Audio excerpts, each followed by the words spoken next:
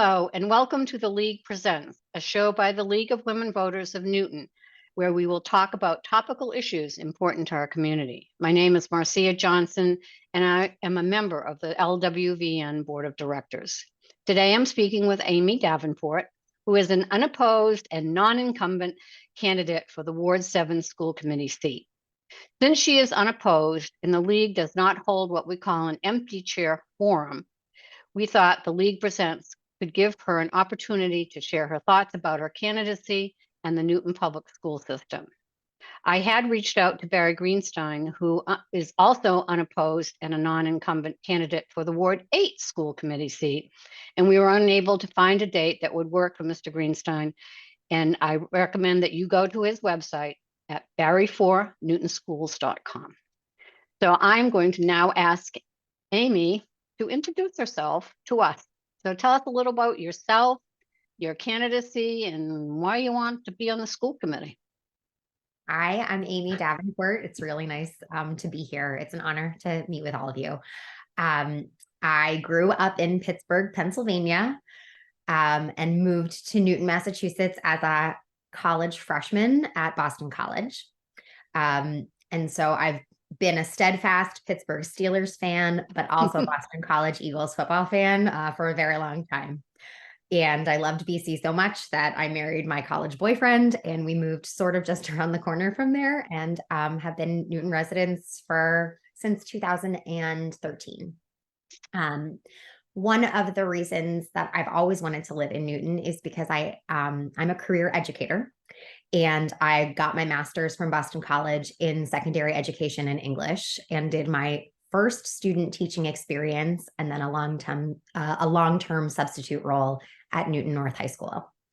And my experience as a teacher in Newton Public Schools was tremendous. And I remember walking the halls of the old building. So it wasn't because I was in, like a beautiful, stunning educational space. I was in puke green carpet and asbestos in the walls. But I remembered thinking, gosh, it would be amazing to send my children here someday. There was something about the trust and independence that teachers in that space afforded to kids that was really inspirational to me as a new educator. And I got my first teaching job at Westwood High School, teaching English in Westwood, Massachusetts. And after 9 years in the classroom, I transitioned to a school administrator role. And then I became the principal of Westwood High School in the fall of 2020, which was not a really easy time to be a first-year principal, but certainly taught me a lot very quickly about what it means to partner with families and how to communicate clearly about things that are really hard. I had more difficult conversations probably in my first year as principal than I think many people have the opportunity to have in, a decade of being a school-based administrator. And at that same time, I was also a mother to a brand new kindergartner who started kindergarten at Ward Elementary in the fall of 2019. So I'm not only an educator who's kind of navigated COVID, I'm also a parent whose first year in the Newton Public Schools was, profoundly disrupted. And that was really when I started paying attention actively to what was happening in our schools and to conversations about teaching and learning in the district. And I became really, really engaged in advocacy for bringing elementary students back to school. And so I guess that's my kind of entry point into being an engaged Newton parent.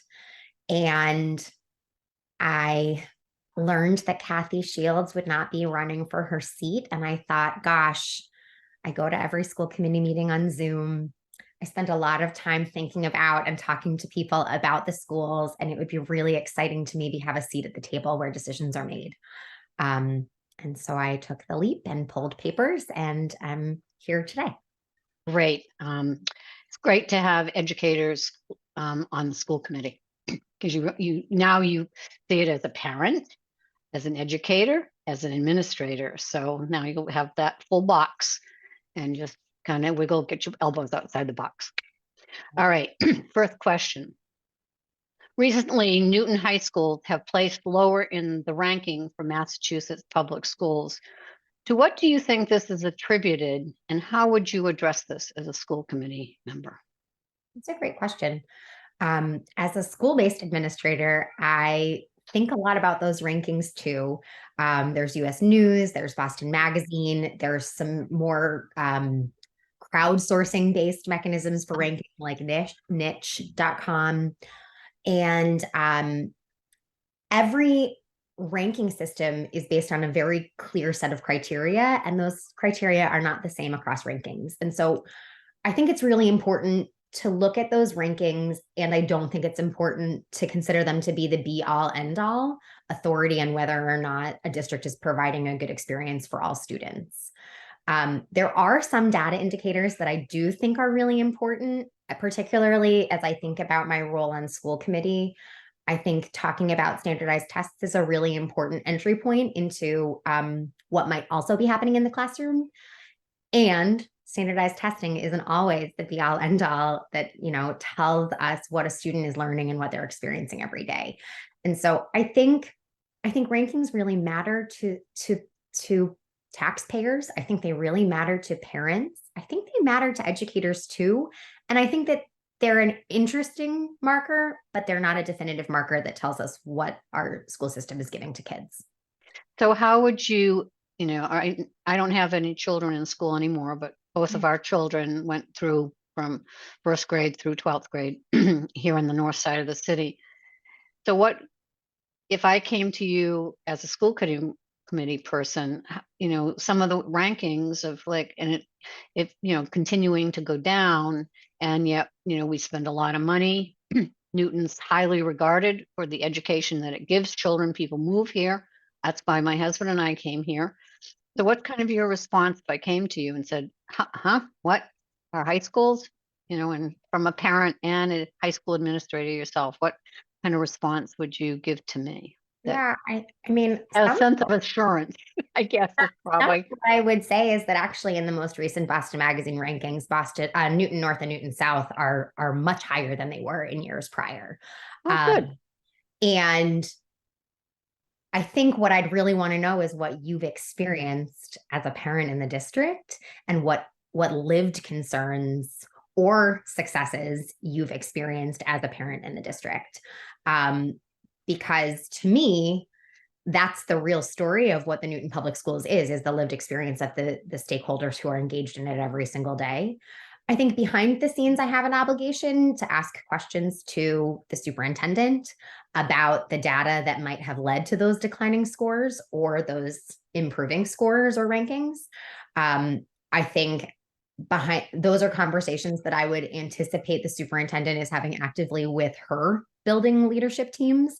And so I would hope that I would have answers to some of those questions too, right? Like, let's say, for instance, that one of the reasons our ranking plummets is because we've had increases in class sizes. And one of the data points that Boston Magazine uses is the student to teacher ratio in the classroom. Oh, okay. And so I might say to that family, gosh, what's the class size experience been like for you? Because I know that's something that impacted our rankings this year.